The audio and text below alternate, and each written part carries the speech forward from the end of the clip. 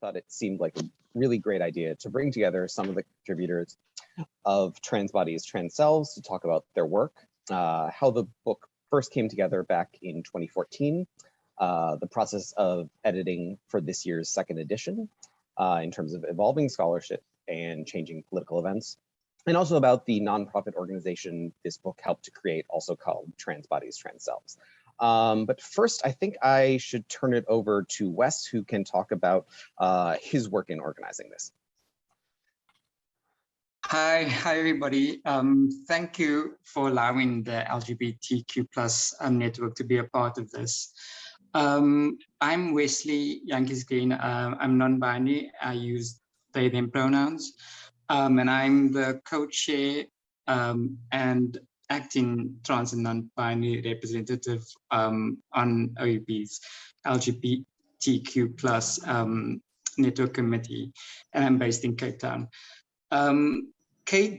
Catherine, my co-chair, was actually the one who led on this event and unfortunately couldn't attend today. But from what I understand is that Katie had a conversation with Dana and about a possible event related to the second edition of Trans Bodies, Trans Selves, and took the opportunity to collaborate with the aim of just highlighting and promoting works like this and amplifying the voices of our trans and non-binary colleagues and network members. And this is in line with the LGBTQ+ network's mission to create a diverse, inclusive space for all colleagues. We align our goals also with OUP's D&I strategy goals, and just to ensure that all colleagues can bring their whole selves to work without fear or prejudice or discrimination. So yeah, that's the aim of this. And I must say that we also act as advisors for specifically for D&I on LGBTQ+ issues and inclusivity. And our committee is a diverse group of from across the spectrum, and we aim to be representative of our global colleagues and support you and our allies. So I've been enjoying the book myself so far, and I look forward to the talk today. Thank you. Yep, thank you, Wes and Daniel, and your groups for helping to organize and promote this particular event and all the support ongoing for our colleagues and for this particular book. So my name is Dana Bliss. I'm the acquisitions editor who worked to develop the first edition and now the second edition. And so with apologies to the handful of old timers who were here 8 years ago, this is a story that I love to tell and take every opportunity to tell it. But the first edition of Trans Bodies, Trans Selves came out in May 2014. And we toasted its publication with an old-fashioned lobby launch party in New York the very week that Laverne Cox was on the cover of Time magazine under the heading, The Transgender Tipping Point.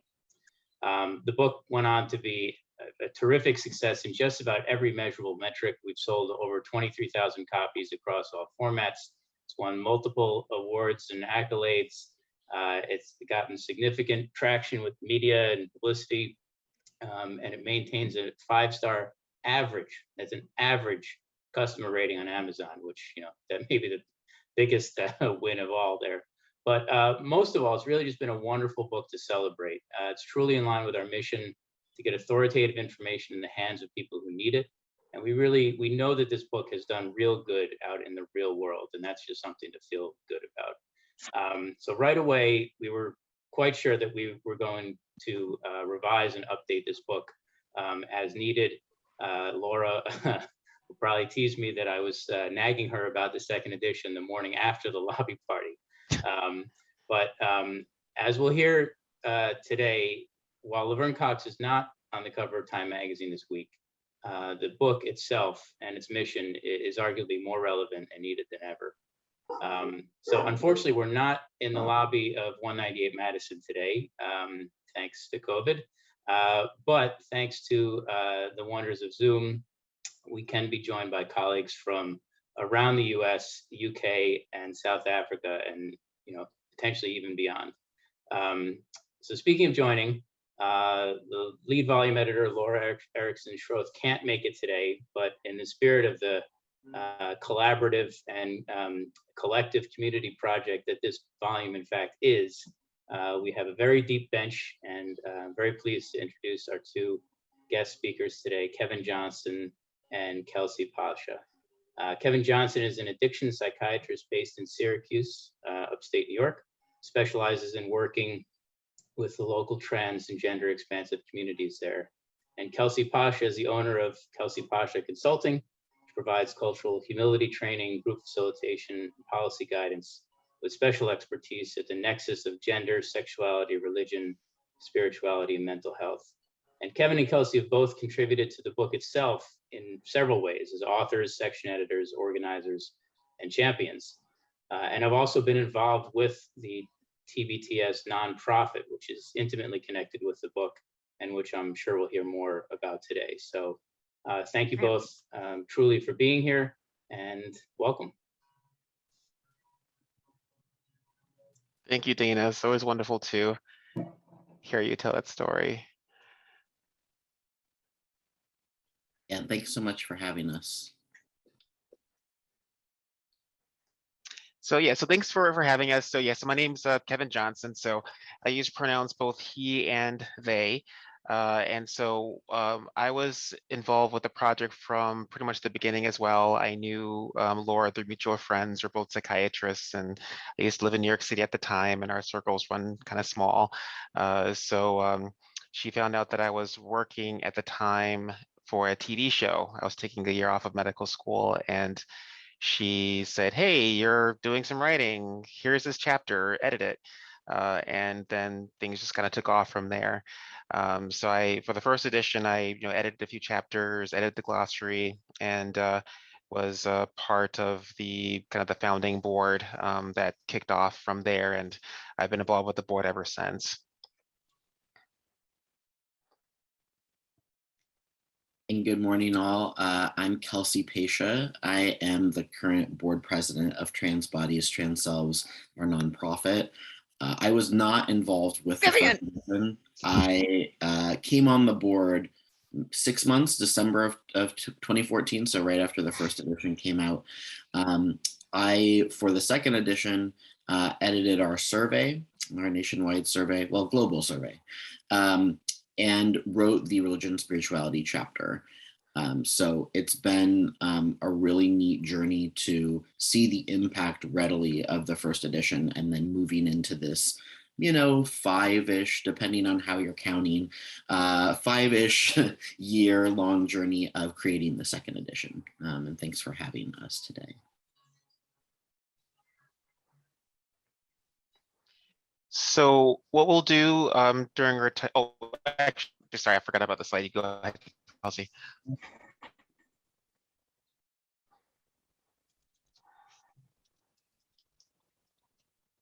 Kelsey, were you going to talk about this slide? Oh, well, sure. So, this is just kind of our quick, description of what Trans Bodies, Trans Selves is, and our sort of blurb on the second edition. It's 704 pages, the second edition, so pretty thick tome. And we're really intentional about our language of who this book is for and who the nonprofit is for as well.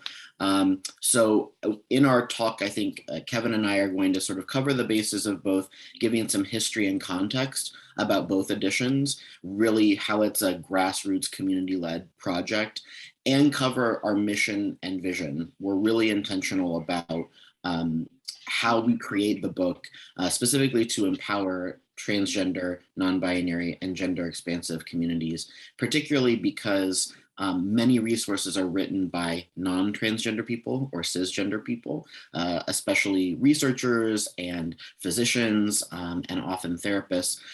So we're sort of flipping that in the tradition of our bodies, ourselves, and putting it into our community's words in our own hands. So this is kind of if we had to put this into 2 sentences, this might be how we would describe our work and our purpose.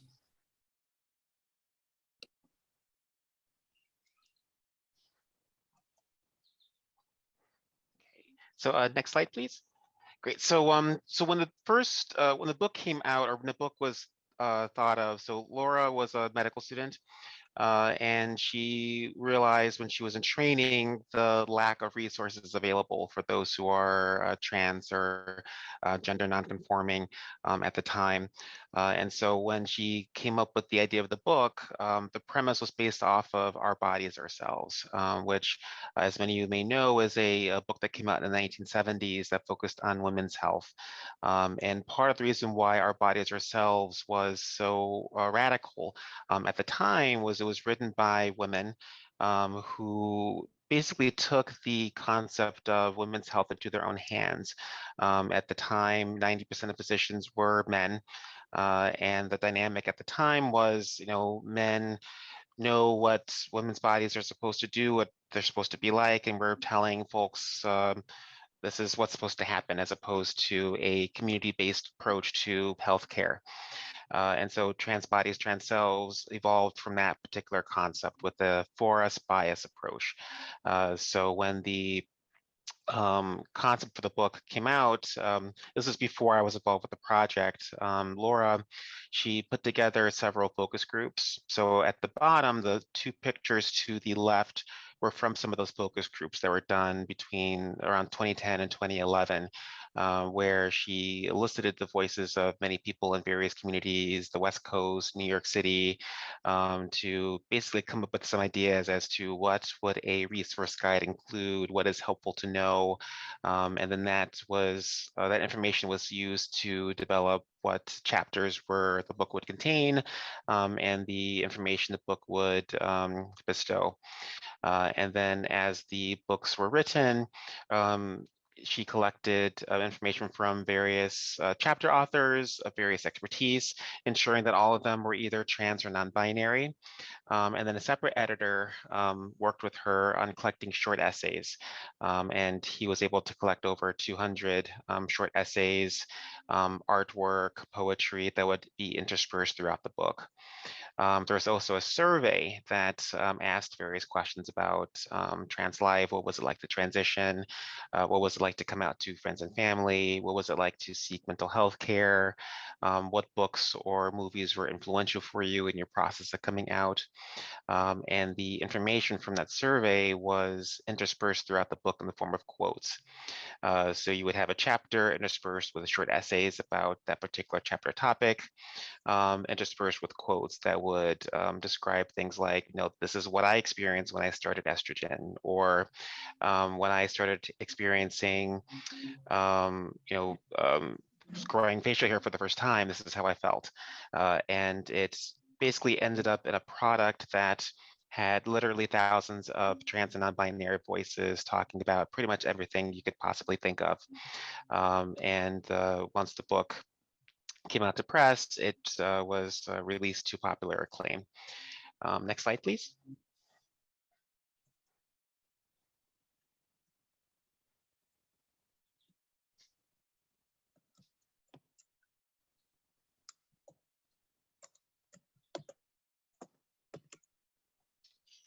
Now, when the book came, actually, there's one more before that. Yeah, perfect. Okay. So when the book came out, well, as the book was coming out, we decided to form a 501c3 nonprofit that would take the profits from the book and put that toward what we were trying to figure out what to do. The first goal of the nonprofit was to promote the book and get it into the hands of as many people as possible.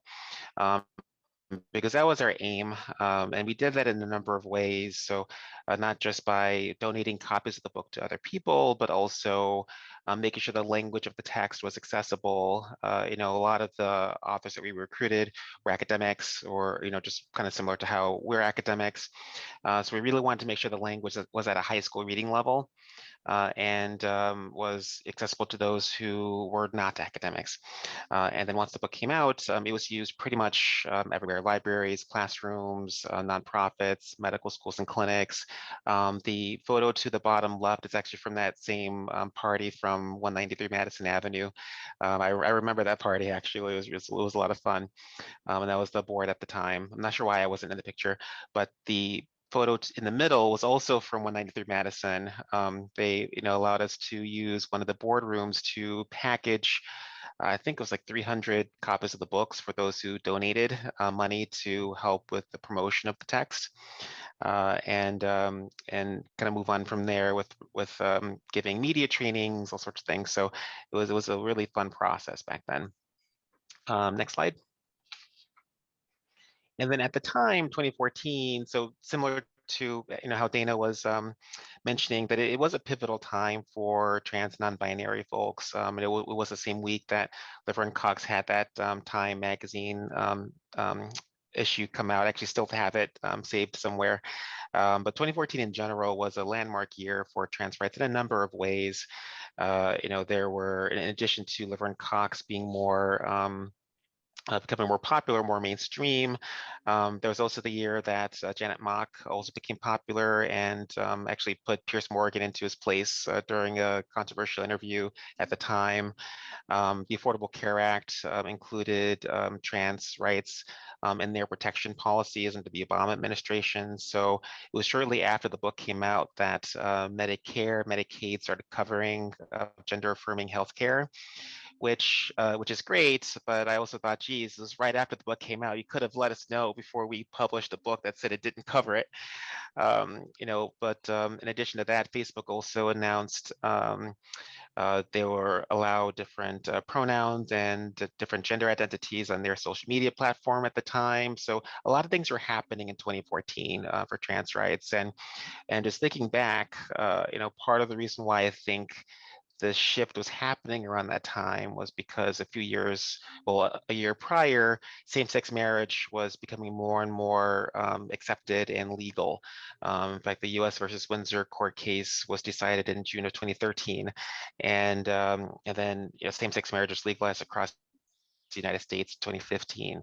So I think once that battle was kind of put to rest, I think the shift from there went to, let's talk about trans rights now.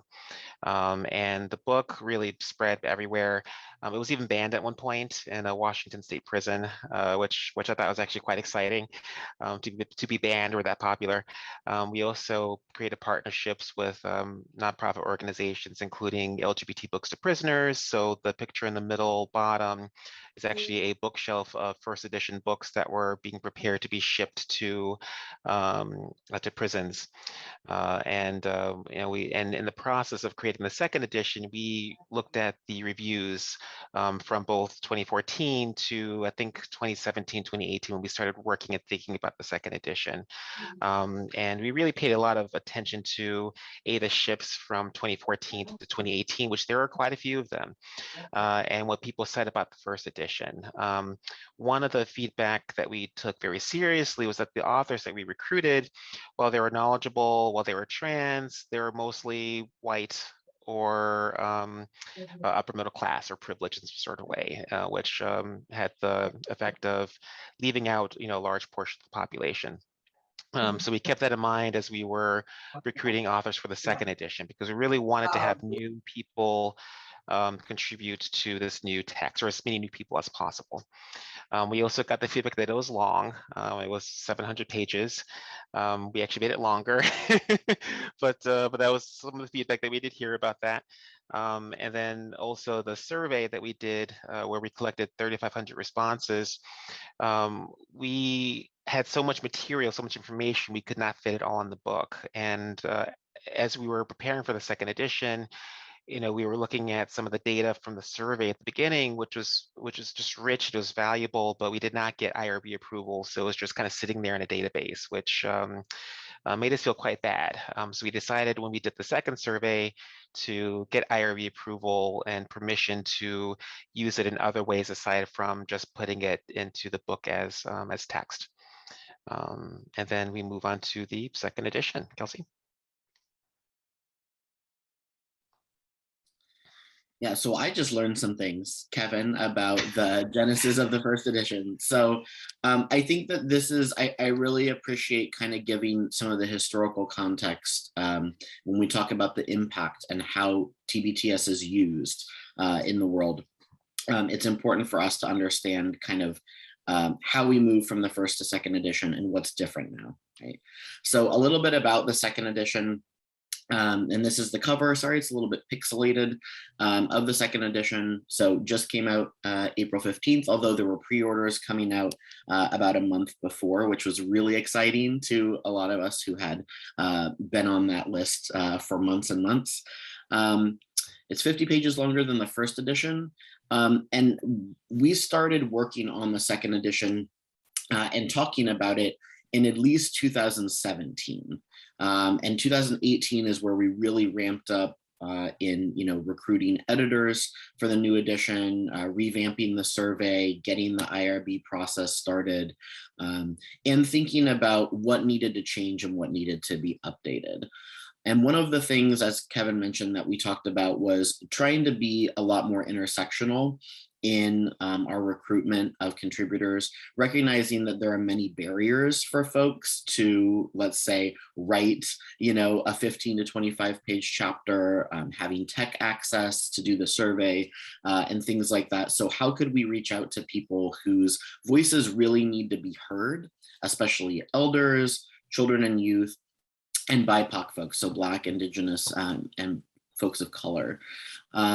So we have 25 updated chapters with over 250 trans subject matter experts, so including the authors themselves, as well as short piece authors, artists, and then folks who worked on the back end on things like the survey. Our survey from the second edition garnered 2,000 trans voices. We'll talk about that a little bit more later. And then our foreword was written by Kai Cheng Tom, and the afterword written by Jennifer Finney Boylan, who had written the foreword for the first edition. So I think, as a board, I think it was really satisfying for the folks like Kevin and Laura, who had worked so hard on getting that first edition off the ground, to see it, really having that transition, right, of now we can make it a pattern, we can make it a ritual that with every subsequent edition that we hope to publish, we're keeping that continuity of voices as our culture changes. Some of the things that are different about the second edition, as Kevin mentioned, the hugest challenge always with publishing a print resource for trans and non-binary people is, number one, obviously the legal chapter is almost immediately out of date. And so we knew that coming into the second edition. However, I don't think we anticipated just how many state laws would be proposed and passed, specifically directed at trans people, especially trans children and youth, their parents, and their providers.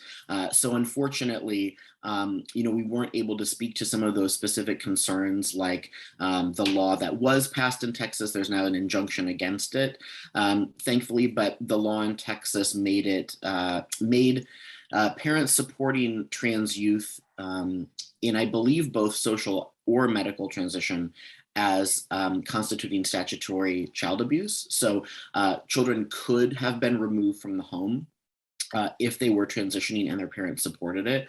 That is a really scary reality for our communities. And so that's one of the things that can be difficult about making a resource like this, is that the laws are changing so rapidly as the culture and the backlash changes. So we're kind of hoping in positioning this book as a resource now to help provide some of those resources through the media, which we'll look at in just a minute. As Kevin mentioned, between 2014 to today, a lot has changed as far as language and awareness around trans and non-binary people. There's a lot of new research that had far larger data sets. The only kind of population level, and it wasn't really population level, but just the best we had, research study that existed at the time that the first edition was published is called the National Trans Discrimination Survey, United States focus. It had about 11,000 participants, and that research was used as sort of the be-all end-all of what do we know about the trans community in daily life, experiences of discrimination, healthcare, etc. And in 2015, the US Trans Survey was an updated version of that survey that included 27,000. So we went up, doubled, more than doubled this sample size of trans and non-binary people in the US. And they're just about to do their third. I think it's going to be far, far larger based on some other research that we've seen. So that is really important, right? When, many chapters that are talking about medical and surgical transition, about immigration, about legal realities, about employment, are going to be resting on some of that research, right? So it was really important that we had better data to really describe the daily lives in an intersectional way of trans people in the US.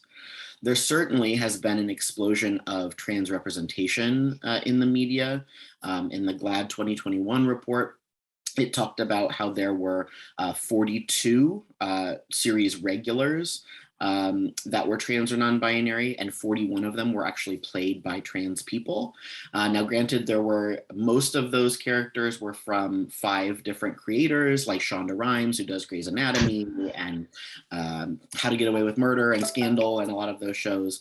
And also, the person who does Pose, what is his name? Why can't I think of his name? Ryan Murphy? Ryan Murphy, thank you, and a couple of other creators. But this is really huge, right? Not only trans youth on some of the more youth-focused networks, but also like mainstream television and streaming networks. So that was really important for us to be able to represent, and to recognize that there was some language used in the first edition that's now considered obsolete and outdated, right? So thinking about saying pronouns or correct pronouns rather than preferred pronouns. And just some of the language, especially of folks in gender fluid and non-binary identities, as rapidly changing and best practices changing. I wanted to give a little bit of information about how the second edition is doing. So my understanding is that the second edition was the best-selling book for Oxford the week it was released. And as of mid-May, it had sold 3,000 copies since those pre-releases started coming out. It's already going through a reprint. And so it's on track with the first edition to replicate some of its success, which is really exciting for us to know. As part of the nonprofit and as part of the book creation process, that we're really concerned about the impact. We really want this to be a helpful resource for providers, parents, loved ones, and people who are exploring their gender identities. So some of the chapters, and this is just a selection, this is by no means all of our chapters, include things like coming out, race, ethnicity, and culture, religion and spirituality, surgical transition, mental health, parenting. There's an intimate relationships chapter, right? History, media, arts, and culture, all written by folks that are scholars who might just have embodied experience with the topics, and folks that are artists, right, and creators. And so we're really, really proud that we, cover such a breadth and depth of topics. So part of the context on why trans bodies is needed, there's some emerging research that suggests more and more Americans. So even though trans bodies is used as a global resource, and again, there are contributors that are outside of the US and not just within the US, there is a US focus, right? Especially when we're thinking about things like laws, policies, healthcare, etc. So within the US, we know from some recent research that more and more people know a trans person. and know someone who uses pronouns other than he or she. We also know that an increasing number of LGBTQ youth are identifying as trans, and the numbers of folks that are identifying as non-binary is increasing. And so when we're thinking about, like I do a lot of DEI trainings, people get really confused about how do I respect someone? How do I ask about pronouns, right? And also some of that process is empathy building. How do I put myself in the shoes of a person who is questioning their gender identity? How do I connect with this broader issue of the gender expectations and gender roles that we all get feedback on? And so a book like Trans Bodies, Trans Selves helps not only to give some of that nuts and bolts kind of best practices information to people that are allies, but it also includes our voices, right? This is in our words, what we think is important, how we strategize to get our needs met, our perspectives. This is a screenshot. We've had some media coverage related to the second edition, and I wrote this article for LGBTQ Nation about debunking myths about trans kids. So that's what this screenshot is of. As I mentioned, more than 220 anti-trans laws have been proposed since 2021 alone. And many of them target access to medical transition, punishing providers for providing like hormones or access to surgery for youth, many of them limiting access to restrooms, to participation in athletics for millions of trans people. And it's estimated that a third of trans youth in the US will lose access to gender affirming care because of these laws. And that is a really serious problem because of what we know about how access to gender related care, gender affirming care, is related to long-term health outcomes. So we need scientifically accurate, empathy building resources by our communities. Just a little bit about our media coverage. So Kevin and I were featured on the Gender Rebels podcast, which was super fun to give a little bit of history like this.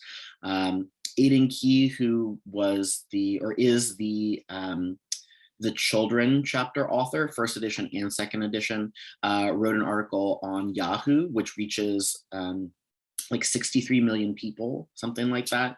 And I was interviewed on NPR's The Takeaway with Melissa Harris Perry, talking specifically about the book. And so if you want even more information about kind of what the book is, I'm just putting that link in the chat.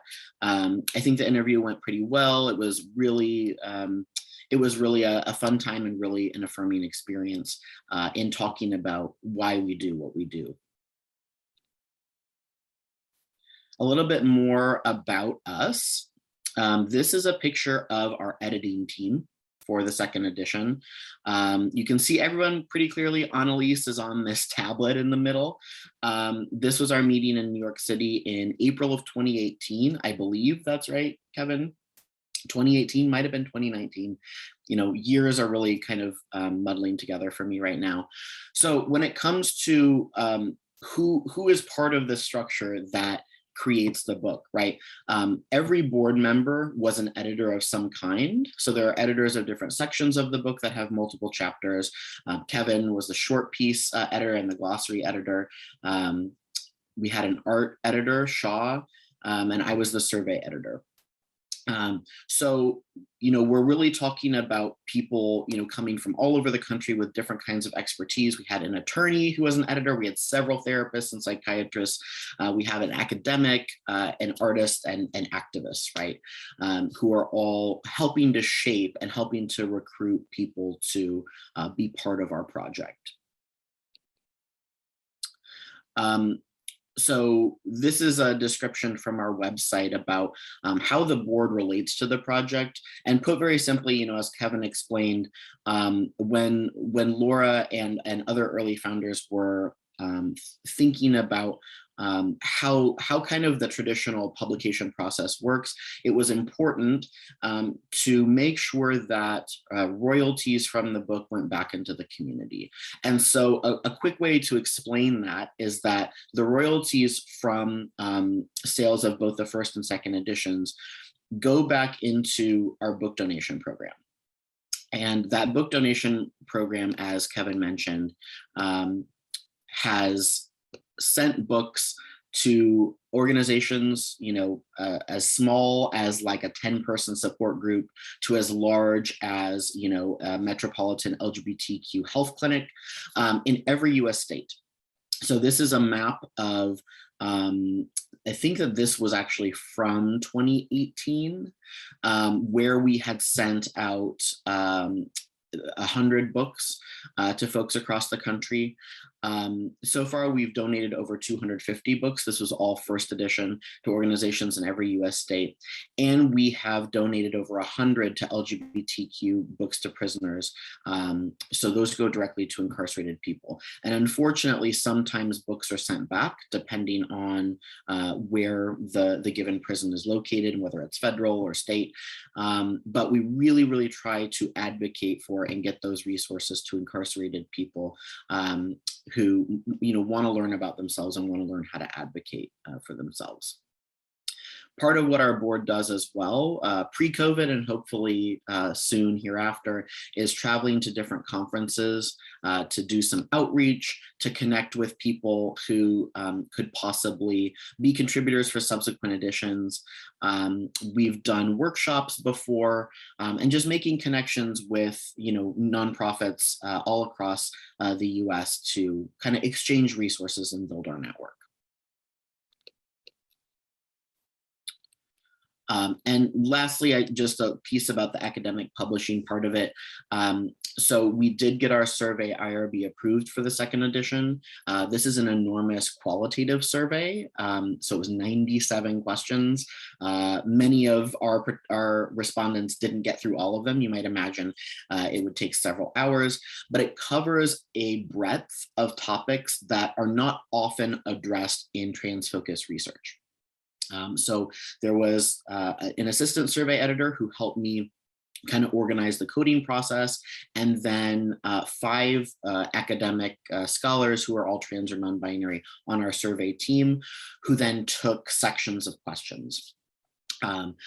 What is really exciting to me about the survey project is that we are prioritizing trans and non-binary scholars having access to the data. Sometimes some of these myths that parents believe and that undergird some of the laws we're seeing are from research that's not done very well. Research that confuses sexuality and gender, research that confuses gender identity with gender expression, and sometimes that that has really harmful effects on folks' daily lives. So that's why we're prioritizing making sure that trans and non-binary people have the data in their hands to publish on. And we as a board actually are publishing about our own methodology and making recommendations to other researchers about how to do even better research about trans communities. So that is going to be published in the Psychology of Sexual Orientation and Gender Diversity journal, which is the APA Division 44, or their LGBT division journal. So that should be coming out in the next several months, and was just a lot of work, but also a complete joy to work on, knowing that we're hopefully helping other organizations to know how to do better. And part of what guides, all of these decisions that we're making as a board and then the editing team is our mission and our vision for the organization. So we have a mission and vision that is for the nonprofit, but we also developed our own mission and vision for the second edition itself. And Kevin, do you want to say anything about that?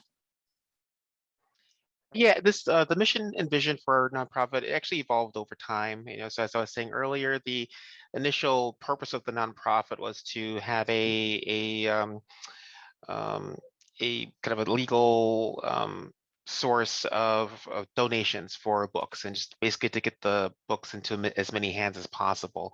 But as we evolved and changed, we thought more about activism, we thought more about empowerment, we thought more about creating social change. And so the mission and vision evolved from that.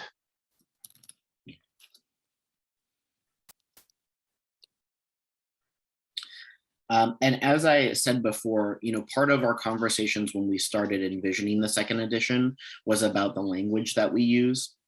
And we were really intentional about, the first edition talked about transgender and gender nonconforming people. And we were intentional about saying for the second edition, trans or transgender, non-binary, and gender expansive people. And part of why that's important is that, again, non-binary identities are really proliferating, and it's important to specifically name that as, you know, part of the trans community. And this term gender expansive comes from an HRC youth report that came out in the summer of 2014, so during this transgender tipping point time, used to describe youth and children who may be gender creative, gender fluid, gender diverse in some other kind of way. So we wanted to give language to, you know, not all folks who might explore their gender or kind of move fluidly between gender categories use the terminology of transgender. You know, each of these terms has their own history that's like culturally and generationally specific. So we wanted to use language that felt as broad as possible for anyone who might need some of these resources. And, you know, just to kind of drive the point home, everything that we do, from the creation of the book to the book donation process, is really about supporting a world in which all gender identities and expressions are embraced, and where all trans, non-binary, and gender expansive people can safely and happily be ourselves. So we're wondering if folks have questions, comments, anything that you'd like to ask us about. And I want to illuminate in the chat that Rachel talked about our cover artist, Mar Arazo, am I pronouncing that right? Who goes under the name Emulsify, and has another illustration in the book. We really love this cover, and you know, it's a little bit more personal for the second edition, and a lot more intentional about the kinds of representation that we're trying to support. So we loved that we also had an artist that was part of the community.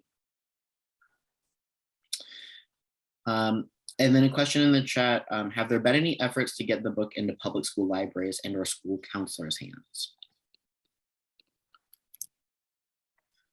So I think both Kevin and I at different times have managed book donation. And I will say from my part that we would have requests at conferences, like paper signups. And then we created a Google form that's on our website that people can request through. And what I've observed over the past couple of years is that it's a lot of health clinics, a lot of smaller nonprofits that might do community mental health care, sometimes individuals that are running support groups. So that's who tends to request books. When I showed that map, I actually contacted some nonprofits that I knew about from those states. So I focused on like community-based LGBTQ nonprofits when I was doing that a few years ago. I know that there have been donations that have been sent to some libraries, but I'm not sure that schools have requested them. I don't know, Kevin, if you can speak to that any better. Not in terms of like schools, because with school counselors, I'm assuming you're referring to, grade schools or high schools. I do know that there are some universities that have used it as a text for survey courses on trans and non-binary identities. I also know that with regard to libraries, in my research in the first edition to move to the second edition, I know that some libraries, particularly Colorado State Library, they actually included the book as part of their LGBTQ package that they send to other libraries locally to, enrich their book collections for different particular topics and subjects. And LGBT was one of them, and trans bodies was included in that particular package. But yeah, and also when talking to folks who have either been impacted by the book or purchased the book, talked a lot about how it was helpful for working with clients, working with students, working with, et cetera. So yeah, but we're still looking for nonprofits or places where we can donate copies of the second edition. So if there are any that you're thinking about, then please let us know. And I see another question in the chat about our bodies, ourselves. Yes, so the premise of the book Trans Bodies, Trans Selves came from Our Bodies, Ourselves. And so part of the inspiration for Our Bodies, Ourselves, that it came out in the 1970s, and the premise of it was that it was written by women for women. And so the concept for Trans Bodies, Trans Selves, that is written by trans and non-binary people for trans and non-binary people. And actually the first edition, the afterword, was written by the original authors of the 1973 edition of Our Bodies, Ourselves, which was very inspiring to see. Yeah, thanks, Kevin, for that plug. I just wanted to also just chime in on the school counselor question. It's a very good question. You know, not to be ruthlessly commercial about it too, but you know, we've also, I mean, marketed, you know, heavily to school counselors, school social workers, and you know, I've sold many copies, you know, directly, personally at conferences. So it's very much a resource that those working in a mental health capacity in schools, you know, are interested in having. So.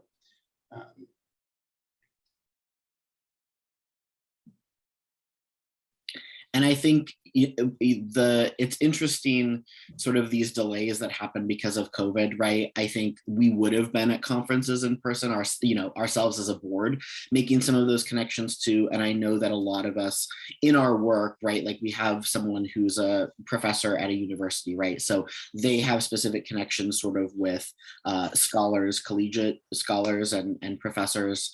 And I do a lot of work with like middle and high schools, and specifically school counselors, actually. So I always show this book when I'm presenting. It's always to my right, and I send people the Google form. So if for some reason their district doesn't have enough money to purchase the book, you know, we have kind of our grassroots ways of making those connections as well.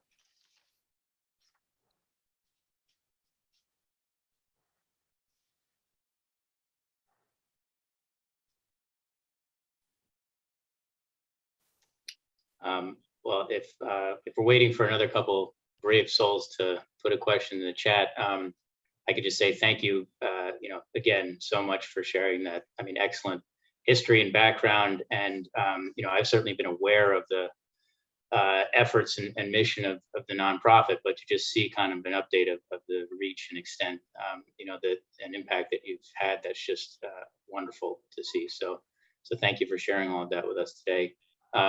I mean, you touched on this a little bit, and of course that the law in Texas, which is fortunately paused for the moment, you know, does seem to be, you know, kind of, I mean, well, terrifying, maybe.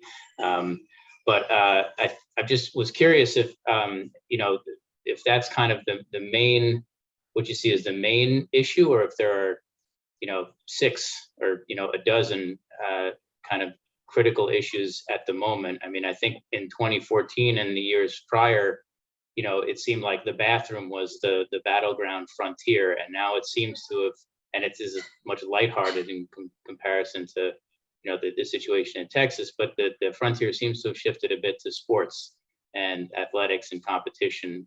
You know, the military eligibility was a big discussion during the previous administration. And that seems to have kind of pendulum swung back a bit. So I guess just kind of maybe if Texas and those kinds of laws are kind of one end of the spectrum, you know, what are the kind of social, you know, issues and concerns that aren't as drastic and terrifying as children being removed from home and parents being criminally charged for supporting their children? I mean, okay, I'll jump in first. I mean, to talk about the law piece for a moment, a couple of things that I think most people don't realize, because the laws do provide safety and protection for trans people. There's no federal anti-discrimination law that protects trans people in all areas of life in the US. So there are memos from the US Department of Education with this administration, not in the former administration, that say Title IX protects trans and non-binary people. There was a Supreme Court case about access to bathrooms that was won by the trans youth client, but only covers certain jurisdictions. It doesn't cover all states. There are no laws that protect us also in employment, right? And in healthcare. The Affordable Care Act is administered by state. So where I live, California, gender affirming care is covered for all people no matter what. That's not true in a lot of other states. So that means that access to life-saving gender affirming care is not affordable for some trans people. It means that we can be fired for being trans at any moment, unless we have state protections that are really robust. And with these state laws that are coming out, it means that there's this patchwork of, a patchwork quilt of protections and then no protection. And so the thing that I talked about in the takeaway interview, why this book is so important on a practical level, is that trans and non-binary people, we can find community online, and we can find ways to feel good about ourselves and our authentic gender identity. But the material support, including things like therapy or access to housing, right, or access to grooming products that help us to pass if that's what we want as our gender identity and to be safe in the world, are not always accessible and affordable. So a book like Trans Bodies, Trans Selves is our community saying to each other, hey, here's how I got through. Here's a strategy, right? So I would say that the social issues are very meaningfully related to the legal issues, especially when it has to do with medical transition. Sorry, go ahead, Kevin. You've touched on pretty much everything, Kelsey, and just some other points too that I see personally as well is the difference between regions of the country, but also different demographics of the country as well. There are some populations that have much greater access to healthcare and rights and resources compared to others. So I live in Syracuse, New York, which it's not the smallest city in the world, but it's not the biggest city in the world either. But a few years ago, before I moved here, the closest clinic that offered gender affirming hormones was a 3 hours drive away. And the wait list was over a year to be seen. Whereas in New York City, it's a very, very different story down there. So one of the short pieces actually focused on increasing resources for those who are living in rural communities, which is a very difficult thing to do in general for a lot of reasons. Now, one trend that I've noticed just in the course of not just trans history, but also just LGBT history in general, is the more progress one makes, the more backlash there is. And I think it's just a matter of just human nature in general. You can track this with other movements, both with science and other social rights movements. So when I see a lot of backlash when it comes to laws being proposed, people complaining about pronouns this and pronouns that, it tells me more that it means the impact that we're making is making a difference because people are actually listening. And whether they're disturbed by it, I really don't care, but they're listening, they're hearing it. Because back in 2014, it was a more optimistic time back then. There was more visibility. And I think what's happening now is with that visibility, people are catching on to it more and pushing back against it, which means we have to push back against that. But it means that we're making some sort of impact and moving in a particularly positive direction overall.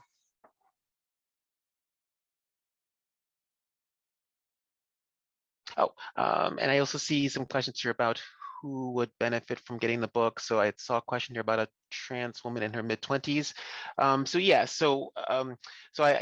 work as a psychiatrist, and so I've actually recommended this book to quite a few patients and family members of patients who either were starting their transition process and trying to figure out kind of where they stood in the gender spectrum, or wanted resources about how does one learn how to dress in the way that they want to dress, or what do hormones do, but also learning about different forms of media or connecting with other folks. So I would say absolutely, depending on what those person's needs are, the book could probably help with that. I've also seen the book being gifted to family members who to whom they're coming out, who may or may not understand. They may want to understand, but just may not know. And so the book explains quite a few concepts in a way that is understanding and on some levels not threatening, in a way that we're not telling you you're transphobic for not understanding, but this is just basically how it is. And and this is the information that can be helpful for understanding what's happening with your child, or what's happening with your spouse, or what's happening with your parent.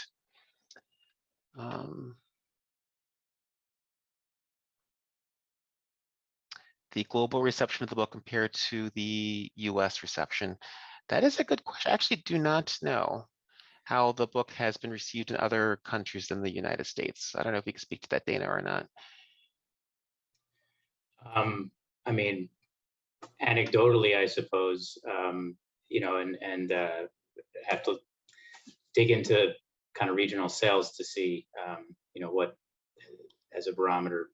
But no, I mean, I think it's a good question, Rachel. I don't know offhand either the specific sales in the UK compared to other regions outside the US, or anecdotally. So we have Kelsey, definitely gotten many requests over the years to have a Spanish translation, which not only globally I think would be a great resource, but in the United States as well. Plenty of like primary or monolingual Spanish speaking folks that need this, like speaking from a California perspective, especially parents and families. And we had a recent request for it to be translated into French by someone who does a lot of trans work in Paris and kind of all over that country. So that's something that we've like thought about and talked about is, not everyone speaks English, and there's lots of language that could be added, pronouns and language in languages other than English that are meaningfully related to the culture and would be helpful in their own kind of education efforts. I have to pop out because I have another meeting. So I want to say thank you so much to Dana, Daniel, Lindsay, everyone who brought us here. I wish I could stay a little bit longer. Thank you for supporting this project and supporting us through the creation of it. Thank you. Yeah. Thank you. Yeah, thank you so much, especially Dana, who has been the recipient of many, many emails from me over the past few years about this issue or that issue with contracts or with this publication or this, et cetera, et cetera. So I really appreciate the working with you on this. Well, thank you. It's great to have you both join us, and I thank you for an excellent talk. Several people said the same thing in the chat so far, but thank you so much, and look forward to the third edition. Take care.